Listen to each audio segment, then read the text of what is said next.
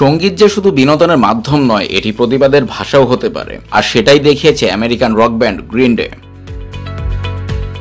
শনিবার ক্যালিফোর্নিয়ার কোকাচেল্লা উৎসবের কনসার্টে হেডলাইন পারফরম্যান্সে গ্রিন ডে ফিলিস্তিনি শিশুদের দুর্দশা তুলে ধরতে তাদের জনপ্রিয় গান জেসাস অব সাবারবিয়ার কথা পরিবর্তন করে শ্রোতাদের হৃদয় নাড়া দেয়।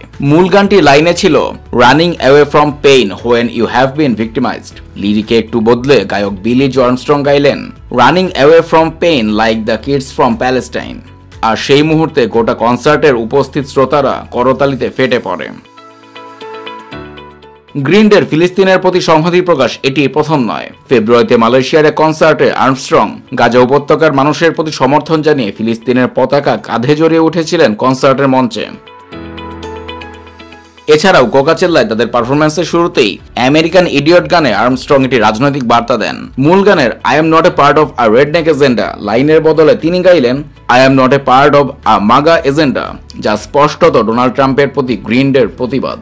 এদিন কনসার্টে শুধু গ্রিন ডে নয়, রাজনীতিও বড় ভূমিকা নেয়। যুক্তরাষ্ট্রের সিনেটর বার্নি স্যান্ডার্স অপ্রত্যাশিতভাবে মঞ্চে উঠে বলেন আমেরিকার ভবিষ্যৎ তোমাদের প্রজন্মের হাতে নির্ভর করছে। তিনি ট্রাম্প, কর্পোরেট লোভ এবং ধনীদের আধিপত্যের বিরুদ্ধে সরব হন।